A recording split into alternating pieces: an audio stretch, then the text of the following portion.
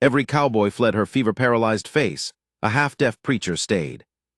The first thing I'll tell you is that my left ear has been dead since 1871, and my right one started going soft around the time I rode into Cutter's Ford. I mention that because people thought it meant something else was slow in me too. They'd talk around me, right in front of me, like I was a piece of furniture or a fence post, and I'd catch maybe half of it and piece together the rest from how a man's jaw set or where his eyes went. That's not stupidity. That's a different kind of listening, but I never corrected them on it. There was no percentage in it. My name is Elias Cord. I was 62 years old when I came to Cutter's Ford, New Mexico Territory, in the autumn of 1883. I had been riding the circuit for the Methodist Conference for 11 years by then, which is a long time to be sleeping in barns and eating whatever a congregation could spare and preaching to 12 people in a room that smelled of mildew and old boots. I wasn't bitter about it. That's the honest truth. I wasn't bitter. I had come to it late, after a life that included 2 years fighting for the Union and 8 years selling dry goods in Abilene, and 1 year I don't discuss, and the preaching suited something in me that nothing before it had reached. You stand up in front of people and you try to say something true. That's all it is. Whether 12 hear it or 1,200, you said it true or you didn't. But I'll confess that by the fall of 1883 I was tired. Not of the work, of the road. 62 is not old, but the saddle had been finding my bones for a while, and the horse I was riding, a blue roan gelding I called Argument, because he had opinions about everything. Argument was also getting on in years, and we were both of us feeling it. I was thinking about whether the conference might have a permanent posting for a man like me somewhere, or whether I'd be riding until I fell off, and I hadn't decided which I preferred. I came into Cutter's Ford on a Thursday. I remember it was a Thursday because the general store was getting its weekly delivery, and there were crates stacked in the street, and I had to swing wide around a man rolling a barrel. Population of the town was maybe 300. It had a single main street, a livery, 2 saloons, a church with a bell that hung crooked, a schoolhouse that doubled as the post office on Wednesdays, and a doctor who had come out from St. Louis and seemed faintly horrified by everything he found. There was a conference letter waiting for me at the general store. I always had mail held at the general store in any town I was heading toward, because the post office arrangements in small places were unreliable, and the letter said the regular minister of the Cutter's Ford congregation had taken sick and was not expected to recover, and could I fill in through the winter until they found a replacement. So I stayed. I found a room at the boarding house run by a widow named Mrs. Garrett, who was brusque and competent and fair, and I stabled Argument at the livery, and I introduced myself to the congregation on Sunday, all 19 of them. The town did not tell me about Nora Vane for 2 weeks. I noticed her before they told me. I'm a man who walks. I have always walked. Even in Abilene, when I had a store to run, I would walk in the early morning before the town was up, partly to think and partly because my body has always needed motion to feel right. In Cutter's Ford, I walked the same way early, when the air still had the cold in it, and the sky was going from black to gray at the eastern end of the valley. The valley was wide and flat and ringed on 3 sides by low red mesas, and in the mornings it was beautiful in a way that had nothing soft about it, hard and clean and big. On my 3rd morning, I walked south of town along the creek, and I saw a house. It was set back from the creek maybe 200 yards, behind a stand of cottonwoods that had gone yellow with the season. It was a decent house, not large but built sound, with a stone chimney and a real porch and glass in the windows. Smoke was coming from the chimney. Someone lived there. I noted it and thought nothing more of it, except that it was further from the other houses in town than seemed convenient, and the cottonwoods made it invisible from the main street. I walked past it again on my 5th morning and again on my 7th. On my 7th morning I saw a figure on the porch, a woman. She was sitting in a chair, facing east, watching the same light I was watching. I raised my hand. She did not raise hers. I thought she hadn't seen me. I kept walking. It was 2 weeks before anyone said her name to me. What happened was that I was having supper at Mrs. Garrett's, which was a communal table with whatever boarders were currently staying, myself, a surveyor from Albuquerque named Pell who had a bad cough, and a cattle buyer who was only there for a night. And Mrs. Garrett came in from the kitchen with a covered dish, and Pell said something about the woman south of town. I caught the word south and the word woman, and I said, "Who is that?" The table went quiet the way a table goes quiet when someone has said something They didn't intend to say in front of someone they weren't sure about yet. Mrs. Garrett set the dish down. She was not a woman who performed discomfort. She said, "That's Nora Vane. She has been there 4 years. She keeps to herself." I said, "What happened to her?"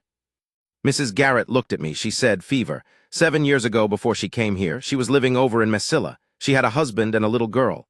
The fever took the child, and it near took Nora too. Left half her face," she paused there, looking for a word, "left half her face changed. And her right hand, she can't close it right." I said, "What happened to the husband?" Mrs. Garrett said, "He sent her money for a year and then he stopped." I said, "Does she have any help?" Mrs. Garrett said, "She doesn't want any." I found out later that wasn't strictly true. What was true was that the help people had tried to give her had not been help. What people had mostly done in the first year after Nora Vane came to Cutter's Ford was either avoid her entirely or come at her with a quality of pity so thick she could smell it before they got through the gate. The men especially. There had been 3 or 4 who'd tried something that was not quite courting and not quite charity, and was really some hybrid of the two that served mostly their own need to feel useful and magnanimous. Each one had lasted a few weeks, and then found reasons to stop coming. She'd stopped opening the gate for anyone after the 2nd year. I did not go to the house, not that week, not the next. What I did was ask around quietly about what her situation was practically. Did she have income? Did she have food? Was the house in good repair? What I found out was this. Her husband had left her the house outright in some agreement that the lawyer in Mesilla had drawn up. That much was solid. She owned the house. She had a small amount of money, not enough, that came from the Methodist Mission Society in Albuquerque, which had been sending it since the 1st year and continued out of some administrator's conscientious habit. She grew some of her own food. She could walk fine. The fever had taken things from her face and her hand, but not her legs. But she couldn't do certain work that required 2 good hands. She couldn't rope. She couldn't split wood the way it needed splitting for winter. She couldn't carry the larger water containers from the creek. The man who told me most of this was the livery owner, a Tejano named Ruben Garza, who had been in the valley since before the town existed, and who seemed to regard the whole settlement of Cutter's Ford as a somewhat comic enterprise that he tolerated out of fondness. Ruben was maybe 70, with a face that had been in the sun since birth, and he had sharp eyes and no particular interest in performing virtue. He told me the plain facts without addition or judgment. He said that in his estimation Nora Vane was managing, but that the winter would be a problem, same as every winter, and that she had a way of getting through that he didn't entirely understand, which he thought was probably stubbornness. I said, "Does she talk to anyone?" Ruben said, "She talked to me once." He said it without elaboration. I went back to my room and I thought about it. There was a thing that happened to me in the war that I also don't discuss in detail, but the shortened version is that I was in a field hospital for 6 weeks in 1863, and in that time I was at my lowest and I had a nurse, an older woman, very plain, nothing soft about her, who dealt with me without pity and without sentiment, and that is what brought me back. Not care exactly, or not only care. Something closer to, I see you as a man and I will treat you as one. That's what I had needed. I was wondering if that was what Nora Vane needed, and if so, whether I could provide it without ruining it by adding something she hadn't asked for. I did not go to the house that first month. I sent something instead. What I sent was a cord of split wood through Ruben without my name attached. Ruben delivered it with his cart and his boy. He told me later that she had come to the gate and watched them unload it and asked where it came from, and he said the Methodist Mission, which was a lie but not a complicated one and served the purpose. She hadn't argued. She'd said thank you and gone back inside. I sent another cord of wood the following month. Same story, same route. Then one Sunday she was in church. I was midway through the 2nd reading when the door opened. It was late enough in the service that an entrance was noticeable, but I've been preaching long enough that I don't stop for noises and I don't look up from the text just because a door moved. I kept reading. I finished the passage. I looked up. She was in the back pew on the left side near the wall. She was wearing a dark blue dress and a bonnet that she'd arranged to shade the right side of her face. Her right hand was in her lap. She was sitting perfectly still. I did not look at her longer than I looked at anyone else in the room. That was a conscious decision. I preached the sermon, which that week was from the book of Ruth. I had not planned it that way. It was simply where I was in the circuit of readings. And when the service was done, I stood at the door and spoke to people as they left, same as every week. When she came to the door, I shook her hand. Her left hand, because she offered her left. It was a firm grip for a woman. She looked at me directly, and that was when I saw what the fever had done to the right side of her face.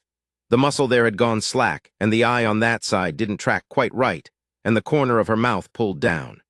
She'd been beautiful once. You could still see the architecture of it, and she was not unbeautiful now, but it was a face that startled people who weren't prepared, and some that were. I was not startled. I had seen worse in the war and in 11 years on the circuit, and more to the point, I am a man who learned early that a face is a report about the weather a person has lived through, not about who they are. What I saw in her face, in the parts of it that still moved the way faces do, was a quality of watchfulness. She was waiting for something. Waiting for me to flinch, I thought, or to overcompensate for not flinching, which is its own kind of flinch. I said, "Good morning, I'm glad you came." She said, "The wood was from you." I said, "Reuben is generous with the mission's name." She looked at me for a moment. She said, "I don't want charity." I said it wasn't charity. It was November, and you needed wood, and I had a way to arrange it. I'd do the same for anyone wintering alone south of town. She said, "You'd do it without your name on it." I said, "Names on gifts change the gift. I don't particularly want gratitude. I want the people in my congregation's radius to not freeze." She held my gaze for another second or two. Then she nodded once, short, and walked away down the steps. She came back the next Sunday, and the one after that. She always sat in the same pew. She always left when the service was done, not lingering for the socializing that happened after, which in Cutter's Ford mostly consisted of 3 women discussing other people's business, and the men finding reasons to stand near the hitching post. I noticed that people moved around her the way water moves around a stone, not unkindly exactly, but automatically creating space between themselves and her without seeming to decide to do it. She seemed used to this. She did not seem to find it painful, or if she did, she had put the pain somewhere that didn't show in how she held herself. I had been a dry goods man for 8 years. That teaches you to watch how people move through a space, where they stop what they reach for, what they pass up. I watched Nora Vane move through the after-service space without touching anything and without being touched, and I thought, she is braver than most of the people in this room. She knows exactly what they're doing and she comes anyway. That takes something. The 3rd Sunday she came, I walked over to her before she reached the door. I said, "Miss Vane, can I ask you something practical?" She stopped. She turned around. Up close, her eyes were gray-green, and the watchfulness in them was even clearer, a quality of precision, like a woman who has learned to read situations fast because slow reading was a luxury she couldn't afford anymore. She said, "You can ask." I said, "I've been meaning to walk the South Creek path on Wednesdays for my constitution. Reuben mentioned the track past your place washes out every winter, and I was wondering if it would trouble you for me to come by on Wednesdays and clear it." She said, "That track is my problem, not yours." I said, "The track serves everyone who uses the south end of the valley, so it is a little bit everyone's problem. I'm not asking to come inside your gate. I'm asking if you mind me working on a public track." She looked at me, that watchful look, processing. She said, "The track isn't actually a public track. It's on my land." I said, "Then I'm asking your permission to work on it."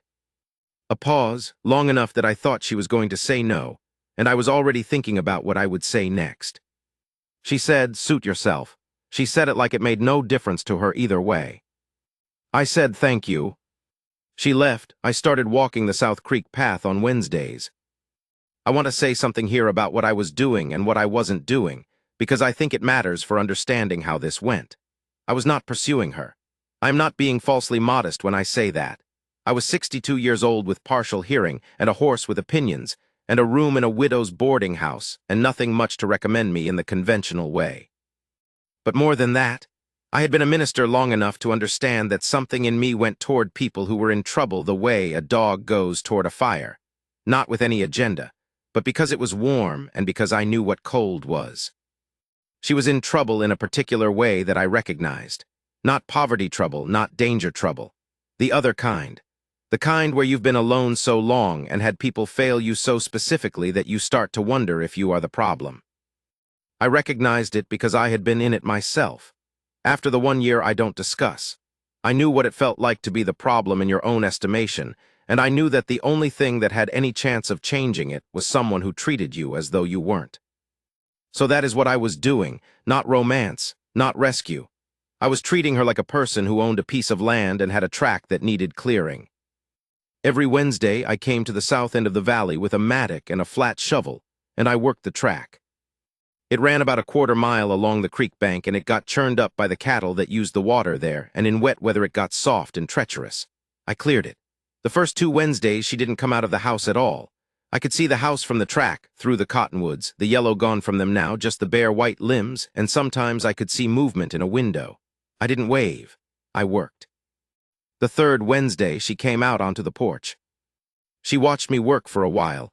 I didn't stop, and I didn't look up more than I'd look up at anyone who happened to be nearby. After maybe 20 minutes, she went back inside. The 4th Wednesday, she came out with 2 cups of coffee and walked through the gate and down to the track and held one out to me. I took it. I said, "Thank you." She said, "It's cold enough to warrant it." I said, "It is." We drank the coffee standing in the cold. She was looking at the creek. I was looking at the section of track I still needed to clear. After a while, she said, "You don't stare." I said, "At what?"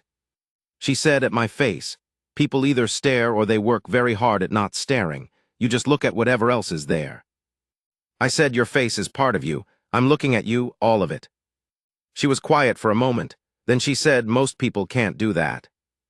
I said, "Most people are scared of what happened to you. It reminds them that things happen." She turned and looked at me directly, full on, the right side of her face in plain sight. I held her gaze, and I didn't do anything particular with my expression, just the same face I had been wearing. She nodded once. She took my empty cup and walked back through the gate. That was the beginning of something. I couldn't have told you what it was beginning toward, but something shifted, the quality of the air between us, some previously loaded thing going slack. She began to come out on Wednesdays. We drank coffee, and sometimes we talked, and sometimes we didn't, and the track got cleared and the winter settled in around us. I should tell you about the town, because the town is part of this.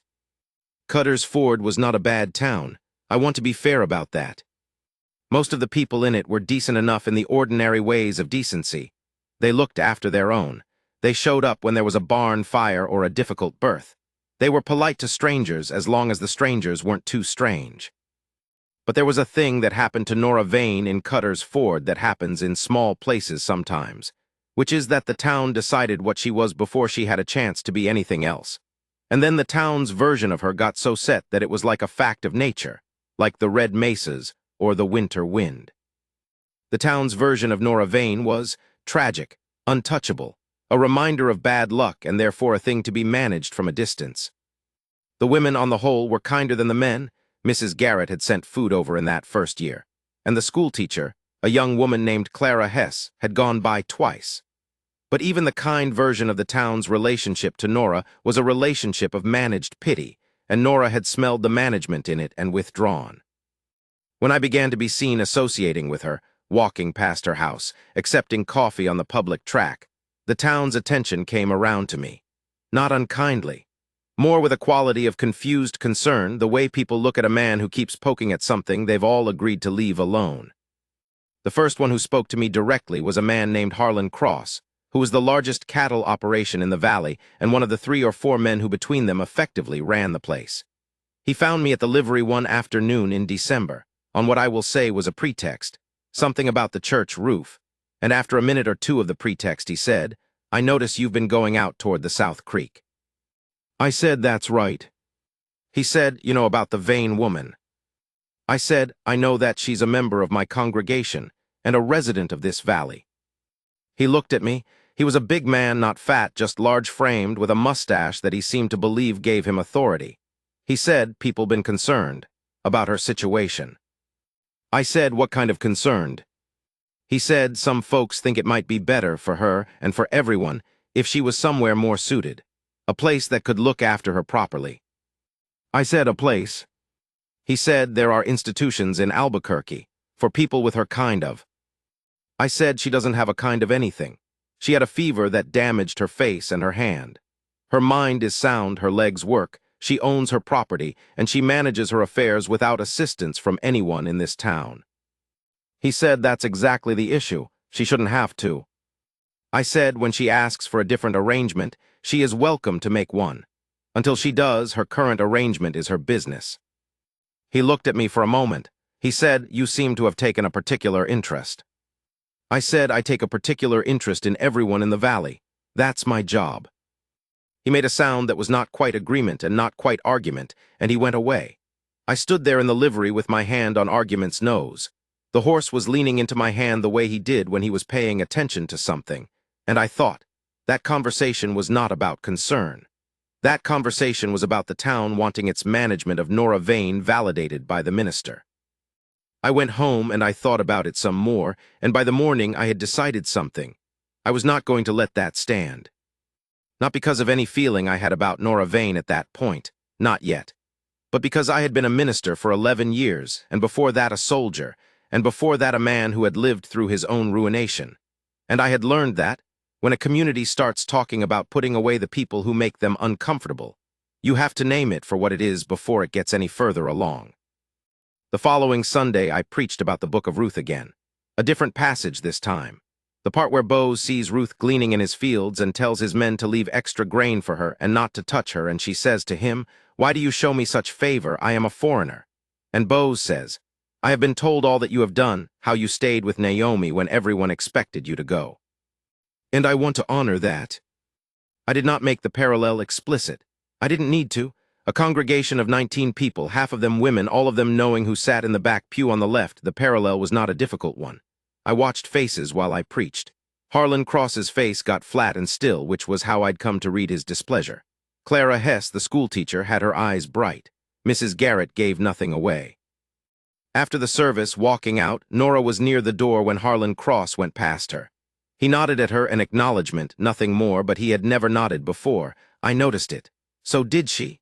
She looked after him with an expression I couldn't read. She came to me after and said, "That sermon." I said the text was due. She said it wasn't due. "You chose it." I said I chose it because it was true and needed saying. Same reason I choose any text. She looked at me. She said, "You're going to make some people angry." I said some people are already angry. They've just been polite about it. She said they won't stay polite. I said I know that.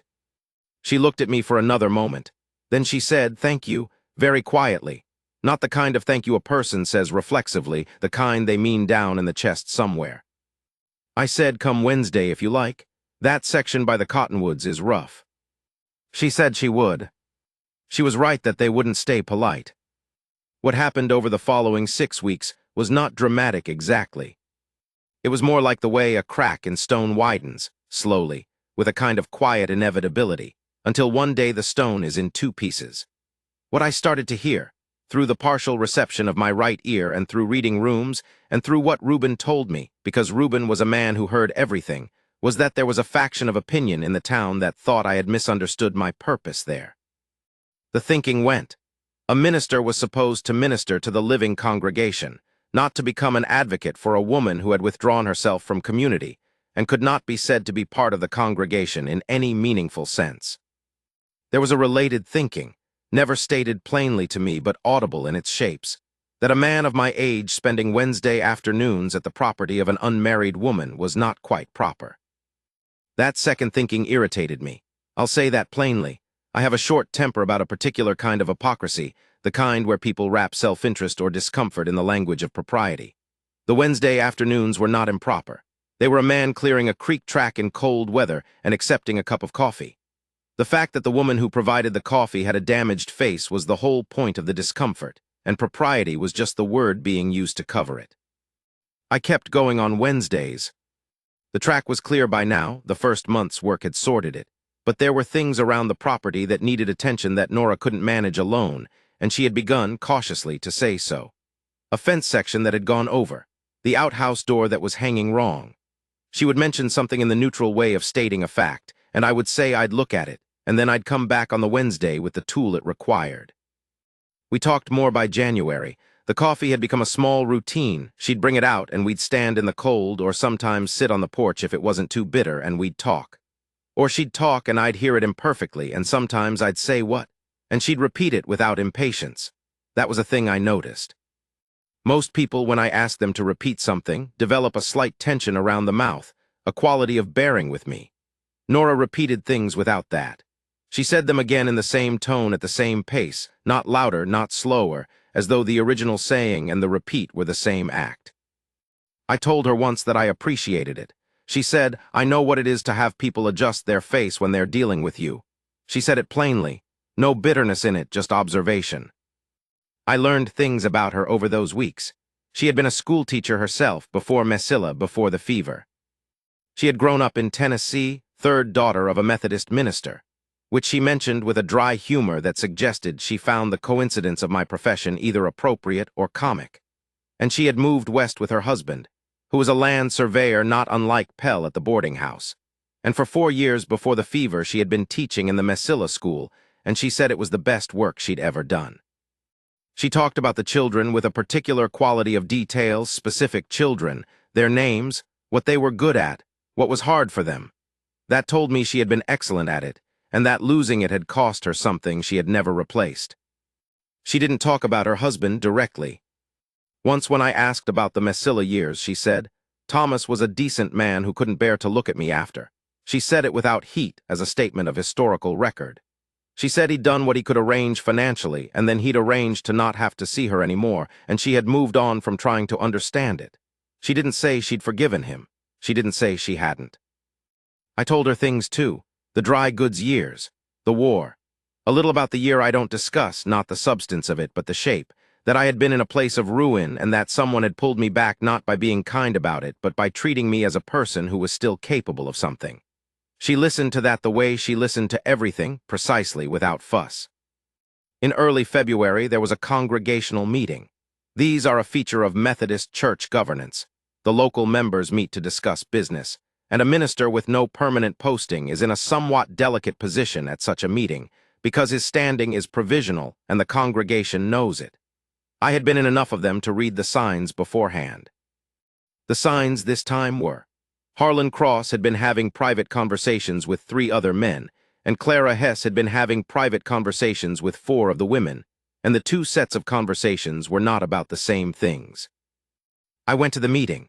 It was an evening in early February, cold enough that the breath showed, and the church was lit by 4 oil lamps that made the room orange and close.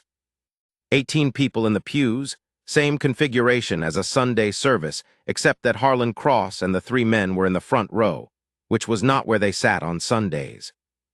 Nora was not there. I had not expected her to be. The business started with routine matters, the roof repair, the Sunday school schedule, a question about the Mission Society's quarterly report. Then Harlan Cross stood up.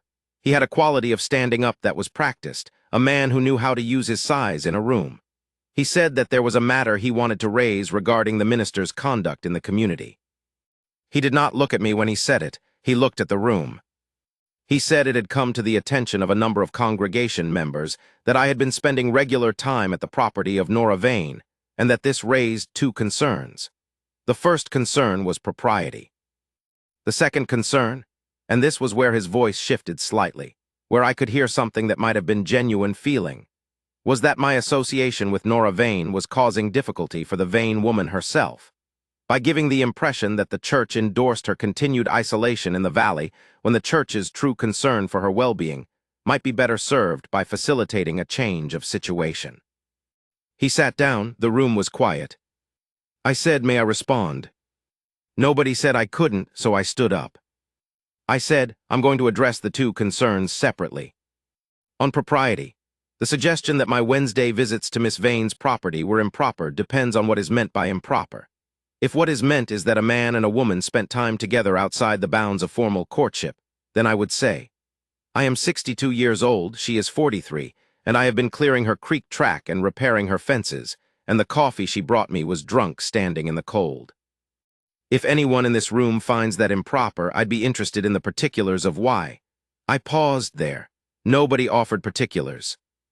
On the second concern, I said I wanted to be careful here because I thought Harlan Cross believed what he was saying.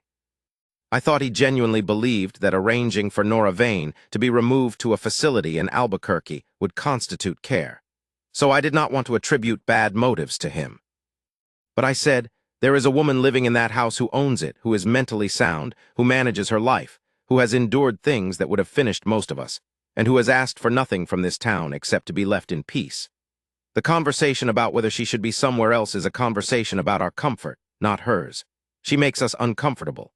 She is a reminder that bodies break and lives break and people leave and there are things that do not get fixed. That is not a reason to put her somewhere we don't have to see her. That is a reason to learn to sit with it. I sat down. The room was quiet for longer this time. Then Clara Hess stood up.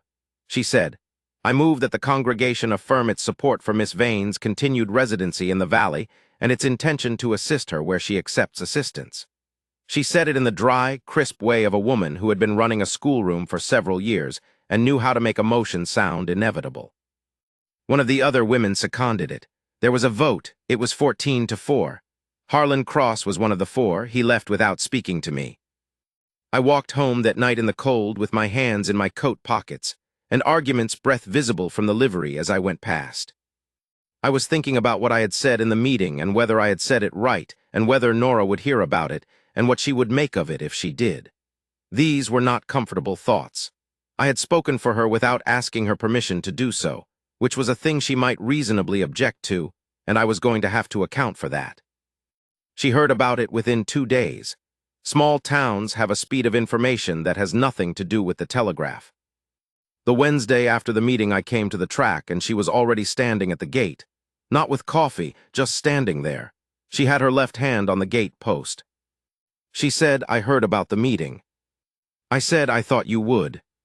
She said, "You didn't ask me." I said, "I didn't. That was wrong of me. I'm telling you that plainly." She looked at me. She said, "What would you have done if I'd asked you not to say it?" I said, "I'd have stayed quiet and tried to find another way." She said, "And if there wasn't another way?" I said, "That would have been a harder situation." She was quiet for a moment. Then she said, "What you said was true, every word of it." She said it with a flatness that was not coldness. It was the flatness of something that had cost something to say. I said, "I should have asked you first." She said, "Yes." She paused. She said, "But I'm glad you said it." I said, "Even without being asked." She said, "Even without being asked." The winter tightened through February. There were 3 days in the middle of the month where the temperature dropped hard and the creek had ice at the edges, and I was worried about the pipes at the house. She had a pump pipe that ran from the creek, not standard, something her husband had installed before he left, and in hard cold it was vulnerable. I came out on a Tuesday, which was not my day, and asked if I could check it. She let me through the gate for the first time. The house was, I noticed things a man notices. The floors were swept. The kitchen was organized with a logic that told you about the person who'd organized it, the things she used most within reach of her left hand, the things that required 2 hands on low shelves where she could get leverage. There were books, a lot of books for a house that size.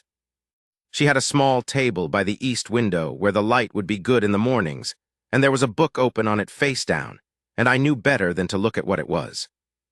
The pipe was fine. I hadn't needed to come. I'd known that probably. I told her the pipe was fine, and she said she knew it probably was, and I said, "Right." We were in the kitchen by then. She made coffee, and we sat at the table inside for the first time, and we talked for 2 hours. We talked about books largely, because she'd seen me not looking at hers, and she'd said what was the last book I'd read, and I'd told her, and it turned out she'd read it too. And then we were in the thing that happens when 2 people who have been reading in isolation for a long time discover they've been reading in the same general territory. I had not had a conversation like that in. I tried to remember when I'd last had that kind of conversation, and I couldn't. The circuit ministry is rewarding, but it is not intellectually rich. I was finding out that she was one of the sharpest people I had spoken to in a long time, and I was finding out that this had been obvious to her for a while, and she had simply not had occasion to deploy it. She saw me out after dark. We stood on the porch and the sky was enormous and cold and black and thick with stars. She said, "You come on Wednesdays." I said, "I do." She said, "You don't have to find a pretext for Tuesdays." I said, "I appreciate that." She said, "The pipe is fine." I said, "I know." She said good night, and I walked back to town with the cold settling on my coat and my right ear picking up the creek and the coyotes a long way off and nothing else. I was thinking very little. That's the honest truth. Sometimes things that have been a long time coming arrive quietly, without fanfare, and you just let them arrive. March. The snow that had been threatening came in the first week of March in a substantial way, 2 feet over 3 days, which was unusual for the valley. Cutter's Ford was not poorly supplied, but it was isolated enough that a storm of that duration was a practical matter. I shoveled Mrs. Garrett's walk. I helped Reuben clear the livery entrance. I went to check on the congregation's most isolated members, the way I did whenever weather closed in. I went to Nora's on the second day of the storm, when the snow was still falling, but the worst of the wind had come off. The track was buried, and I had to feel for it through the depth. I knocked at the door, and she opened it and looked at me standing there in my coat with snow on my hat brim, and she said, "Come in, you idiot." I had never heard her use that tone before, not irritated, fond. There was something fond in the way she said it, the idiom of it, as though she'd been talking to me long enough to fall into that register. I came in. I stayed most of the day. We kept the stove going, and she had a soup on that she'd been making, a good one, barley and dried beef. The kind of thing that becomes about 6 different meals if you manage it right. And we ate and we talked. And when the lights started going, she said, "Stay until it's fully dark and then go. The walk back is better when you can see the snow." I stayed until dark. When I was pulling on my coat, she stood in the kitchen doorway and looked at me and said, "Elias." She said it carefully, not with weight exactly, but with intention. I turned around.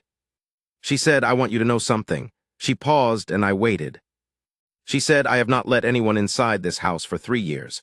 I have not talked to anyone the way I talked to you in." She stopped and started again, in longer than I can clearly remember. She said, "I'm telling you that so you know I am aware of what this is. I'm not confused about it." I said, "What do you think it is?" She said, "I think it is something I had given up on." I said, "What had you given up on?" She said, "You know what I'd given up on." I said, "Tell me anyway." She looked at me. She said, "Someone who stays." She said it simply, no performance in it. Just a woman in a kitchen doorway stating something she believed to be true. I said, "I stay." She said, "I know, that's what I'm saying." I went to her, and I took her left hand in both of mine. Her hand was cold, and she gripped mine back, hard, the way a person grips something they are sure of. We stood like that for a moment in the kitchen in the lamplight with the snow still going outside. I could smell the soup and the wood smoke and the particular cold smell of a house that has been battened down for a storm. I said I should go before the snow gets dark. She said yes. I went, but at the door I turned back one more time and I said, "I'll come Tuesday." She said, "I know you will." Spring. The snow went in late March. Suddenly, the way it does in the high desert. 1 week it's there and then it's not. And the ground is muddy for 10 days, and then that's gone too, and the valley is green in a way that surprises you every year, even though it happens every year. The cottonwoods behind Nora's house put out their first leaves small and yellow-green, and the creek ran higher and faster with the snowmelt. I had a letter from the conference in April. There was a permanent posting available, a church in Las Cruces, established congregation, a house with it. They asked if I was interested. I wrote back and I told them I would give them an answer in 30 days. I told Nora about the letter. She was quiet for a while after I told her. Then she said, "What are you going to do?" I said, "I don't know yet." I said, "It depends on things I don't fully know yet." She said, "What things?"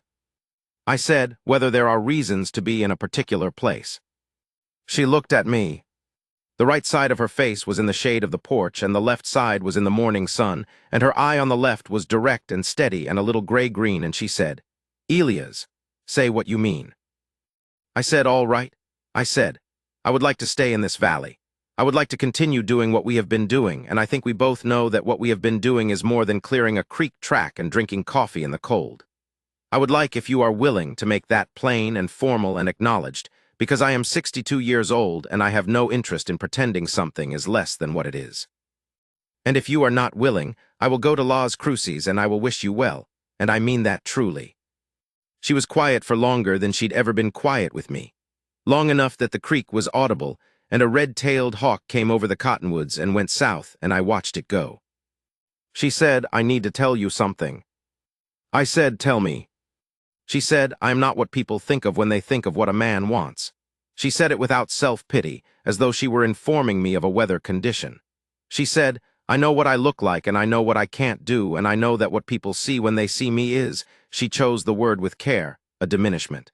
I have had 3 years of very clear evidence of that. I said, I know what you look like. I have been looking at you since October. I said, I also know that you read more carefully than anyone I've met since St. Louis, and that your soup is better than anything Mrs. Garrett has produced in 6 months, and that you said idiot to me during a snowstorm in a tone that I will carry for a long time, and that your left hand grips like a vice. She made a sound. It was a short sound expelled, and it took me a moment to identify it as a laugh. Not a polite laugh, a real one, a laugh of surprise. I said, I am not a man looking for a certain category of woman.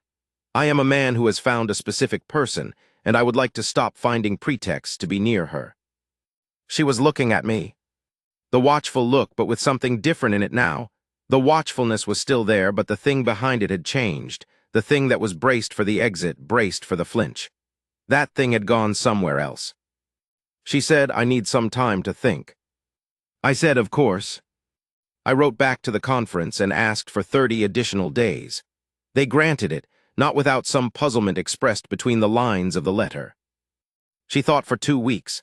I came on Wednesdays and Tuesdays and sometimes Thursdays. We didn't discuss it during those 2 weeks. She was working something out, and I knew better than to push it. I kept clearing the track, which didn't need clearing any more, and fixing things around the property, and drinking coffee and talking about books. On a Thursday in early May, she met me at the gate and said, all right. I said, all right what? She said, all right, yes. I said yes to what specifically, not to be difficult because I wanted to hear it. She looked at me, one side of her face still and the other side working, the mobile side, the left side, the eye that tracked, and what was working in it was something warm and also a little amused and also something else, something I can only call the expression of a person who has decided, who has set something down and decided. She said, yes, I will make it plain and formal and acknowledged. She was using my words back at me. She said, I am 62 too, or near enough. She was 43, but she said it the way she meant it, which was, I am also past the age of pretending. I said, good. She said, that's all you're going to say? Good. I said, I have a lot more to say, but I thought I'd start there. She came through the gate and took my left arm with her left hand, and we walked out to the track. The cleared track in the May morning with the creek running green and fast, and the cottonwoods full and the mesas red against the sky. And we walked in the direction of the valley for a while without talking, and what I felt was, I have tried to find the right word for it, and the closest I can get is solid. Like something that has been unstable has found its footing. Like argument, actually, after a long trail, when he feels level ground under him and his walk changes. That's settling into what is right. I wrote to the conference and declined Las Cruces. I said I had found a reason to remain in Cutter's Ford and that the congregation was in need of continued ministry. Both of those things were true. I talked to Reuben, who said about time. I talked to Clara Hess, who said she was glad and asked if she could host a small dinner. I talked to Mrs. Garrett, who said nothing but provided me with a particularly good supper that evening, which was Mrs. Garrett's way of saying something. I did not talk to Harlan Cross. He and I had not spoken since the congregational meeting. He was civil in the way of men who have lost an argument and decided to absorb it without making more of a thing of it, and I gave him credit for that. There are worse ways to lose. Nora and I were married in June, in the church with the crooked bell. 19 people plus Reuben's family, which added 8 more. Clara Hess cried, which seemed to surprise her. The ceremony was performed by a minister from Las Cruces who owed me a favor, because you cannot perform your own ceremony. Argument stood tied outside, and I could hear him expressing opinions through the walls. After the ceremony, we walked back to the house together. The cottonwoods were full green, and the afternoon light was long and gold, and the creek was low already with the summer beginning. She had her left hand in my right arm. We walked slowly. The people from the church were behind us, going their own ways home. I have been asked since what the wedding was like, and I always give the same answer. We walked home. That's what I remember. That we walked home, and the word home meant the same thing to both of us for the first time in a long time. I need to tell you about the autumn, which was nearly a year later. By autumn, we had been in the house together for 4 months. I had my books on one wall and hers on another, and we had found that the organization was less important than we'd thought, because we kept pulling things off each other's shelves anyway. She had established a reading group for the women of the congregation. Clara Hess's suggestion, and a good one, and it met on Friday afternoons at our house, which meant I found reasons to be at the livery with Reuben on Friday afternoons, which suited Reuben, who also had opinions about books. I had a Saturday routine that fall. After the morning service preparation, I would walk the south edge of the valley along the base of the mesas, where the light was good and clear. One Saturday in October, I came back earlier than expected, and Nora was on the porch. She was sitting in the chair she always sat in, the one on the east side that caught the morning light.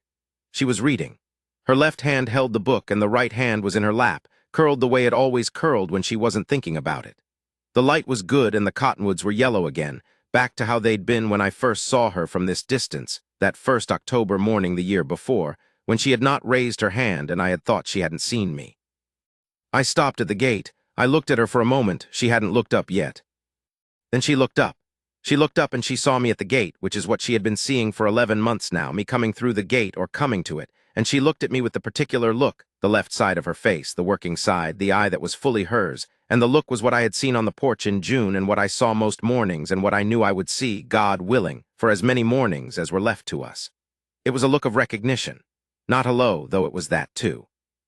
Something underneath hello. The look of a person seeing exactly who they expected and being glad of it. She said, "You're back early." I came through the gate. I sat in the other chair, the one that had become my chair.